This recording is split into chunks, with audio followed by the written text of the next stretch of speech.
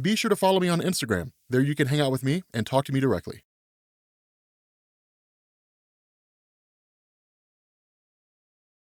What's going on, guys? My name is Kitty, and in this video, I want to explain cats. That's actually not true. Kind of a funny story. Myself and Mariah, actually, she was finishing up her live stream, right? She's got this Twitch channel called Eat Codes, and I'll put the link on the screen so you guys can go check it out, as well as in the description. But basically, she cooks her way through video games, video game cookbooks, right? Like right now, she's cooking her way through the Fallout cookbook, which is really awesome.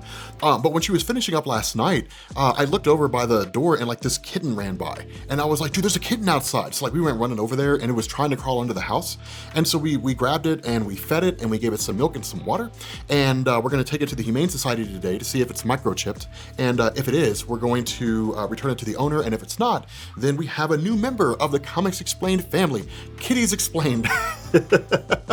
Which is actually a really cool idea, but we don't have a name for her yet because we're not sure, you know, if we're gonna keep her or not. But once we keep her, here's a question: what name should we name our cat? Like, what should we name our cat if we end up being able to keep her? Like, what should we name her? That'd be pretty cool. Anyway, guys. So I wanted to talk about Marvel confirming their most powerful mutant ever, right? Because this is kind of a new revelation that came out recently, right? This idea that there is a most powerful mutant to ever exist. It is officially confirmed by Marvel. Here's the thing to bear in mind.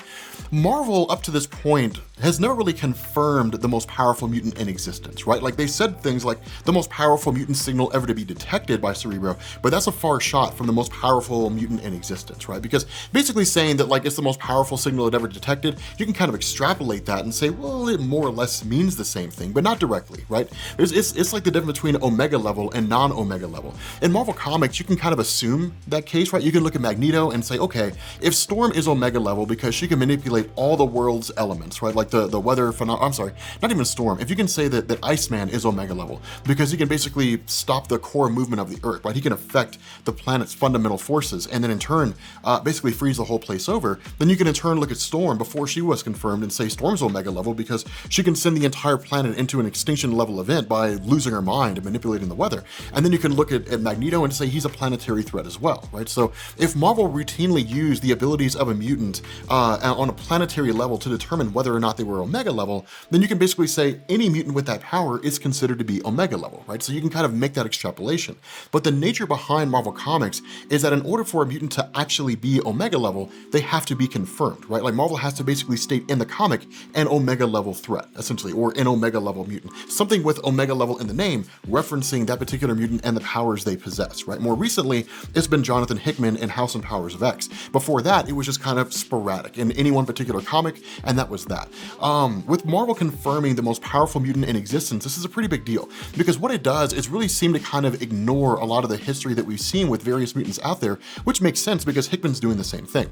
So in History of the Marvel Universe, issue number 3, Marvel confirmed it to be Franklin Richards. Now, for those of you guys who don't know about this, History of the Marvel Universe is basically this sort of mini-series that Mark Waid's writing, which takes the entire history of the Marvel Universe and condenses it down. But it's told from the perspective of Franklin Richards and Galactus at the end of all things, right? Which is why we're going to cover it, because it seems like an awesome idea.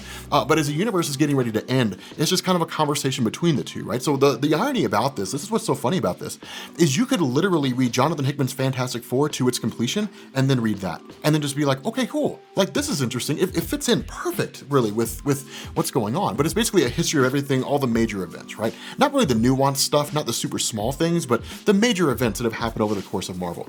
But Marvel confirming Franklin Richards to be their most powerful mutant in existence really begins to bring into question characters like the Marquis of Death. It brings into question characters like Matthew Malloy. Now, looking at what Hickman's doing in the X-Men, combined with what Mark Waid's doing in History of the Marvel Universe, really seems to point to the idea that those characters do not and have never existed, right? Or if they do, then they don't count, right? They're just not being considered as part of the events. Now, what also seems to be going on with regards to what Hickman's doing is he really seems to be referencing mutants who are alive, right? Like the most powerful, or I guess really like existing Omega level mutants as they stand now. Because I have a hard time believing that if a character like Jim Jaspers from Earth 238 was less powerful than the main Marvel Universe counterpart, and they had to wipe out the alternate reality version of him in order to basically save that universe, that you can't really ignore a power on that level. If we're talking about someone like Clyde Wincham, the Marquis of Death, who had the power to just wipe out universes with a wave of his hand, you can't really ignore that because that falls in continuity, right? That story took place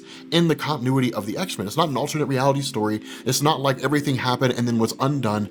It takes place in that, in the main Marvel universe. It historically happened. You look at characters like Matthew Malloy, right? I mean, Bendis kind of did an end run, right? Where Matthew Malloy was super powerful. He couldn't control his powers. And ultimately they had to go back and prevent him from being born. But like that event happened, right? That story took place. And so if all these things happened in the main Marvel universe, then it means those mutants had to have existed. And if they existed, then why aren't they being referenced? And so it's interesting because when you look at history of the Marvel universe, and then you look at what Hickman's doing, they kind of seem to oppose each other, but confirm each other at the same time, right? Like Hickman is focusing on X-Men as they exist right now in this moment, in the current time period, as he's writing the story and saying, in this moment right now, these are the most powerful mutants in existence. If Matthew Malloy existed, I imagine he'd probably chalk him up there. If Jim Jaspers existed, I imagine he would chalk him up there, right? He would say like, that character is there. Jim Jaspers is an interesting case because you have the version from the main Marvel universe who was ultimately defeated by his own creation in the old Captain Britain stories. But then if you actually go back and you read the trial of Magneto,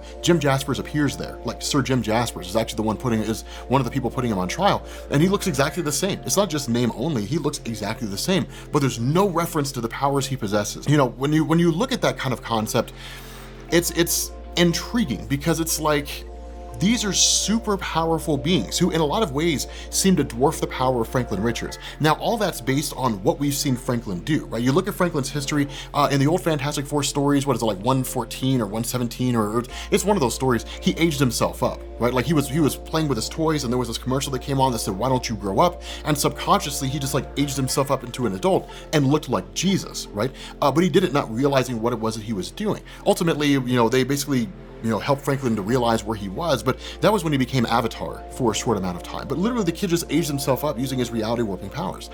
There's been points where he's resurrected Galactus. There's been points where he's defeated Abraxas. I mean, there's an insane amount of power that comes out of Franklin, but the issue is that it's so inconsistent.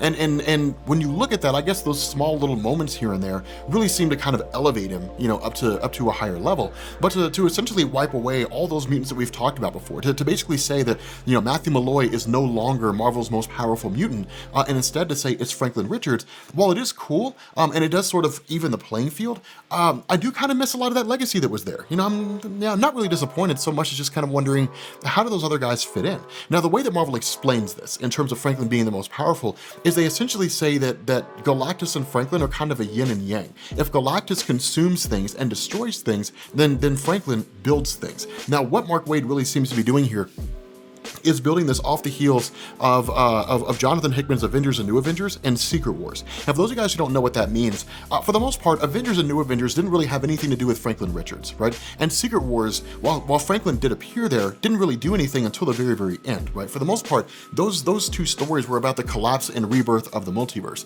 The difference is that at the end of Secret Wars, what Marvel, or at least what Jonathan Hickman sat down is he sat down and he said, okay, so basically like Reed Richards, using his advanced knowledge, being super smart, used the abilities of the Molecule Man Owen Reese, along with Franklin Richards, to create entire universes and recreate the multiverse and throw them back in there, right? So Franklin was building everything based on the knowledge that Reed Richards had, as well as using the power of the Molecule Man Owen Reese to kind of use all three of those characters and make it work and put it out there. It was a cool concept, but because of that level of power that was displayed by Franklin, that was about the most powerful we'd ever seen him, right? Powerful enough to create entire universes. And a lot of that had really come out of Hickman's Fantastic Four run, right? There was one point where Franklin, his future self, showed up to his younger self in the present day and said, hey, look, like I'm basically turning your powers back on. And there's this really cool moment where Franklin is under the bed sheets in his room and he's like creating a universe in the palm of his hand, right? I mean, and he'd done that before during Heroes Reborn. He created a whole universe. Heroes Return, that universe was destroyed and Franklin brought them all back into the main Marvel universe. So we've seen small moments here and there where he's done that kind of stuff, but having full control over it is something that we only ever really saw reserved for his future counterpart. And so it's cool to see Marvel kind of confirm this, right? And say this is absolutely solid because Franklin basically builds things while Galactus destroys things. So they're opposites to each other, right? And so it works in terms of how this character functions. But what it also confirms, and this is one of the things that I think a lot of people are sort of missing here, what it also confirms is that Franklin Richards, while he isn't really a multiversal level character, in a lot of ways he is, because where he's able to basically fill in the multiverse by creating whole universes, that really puts him on par in a lot of ways with the One Above All in terms of the role he plays, not in terms of the power he has, but in terms of the role he plays, right? The One Above All could just like that, and the whole multiverse is gone. Everything's just gone, and that's it. Franklin doesn't have that kind of power, right? I mean, nobody really has that kind of power. The Marquis of Death, I guess, you know, and the Beyonders, depending on, you know, on who's writing the story. Or if it's Jonathan Hickman, probably, you know, but without them, without him writing it, probably not.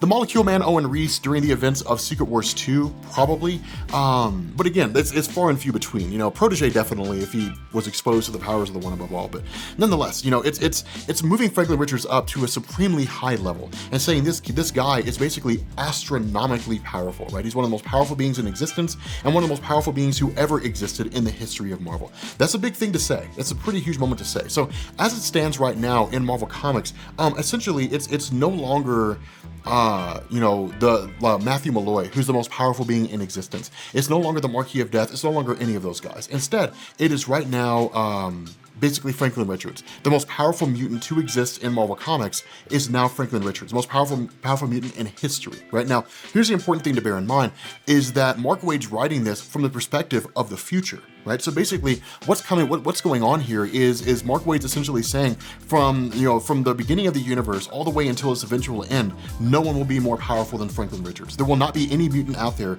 more powerful than Franklin Richards. Here's a question you have to ask. How many writers are going to pay attention to that? I doubt very many.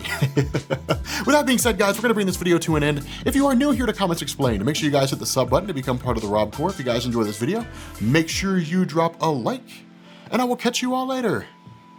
Peace.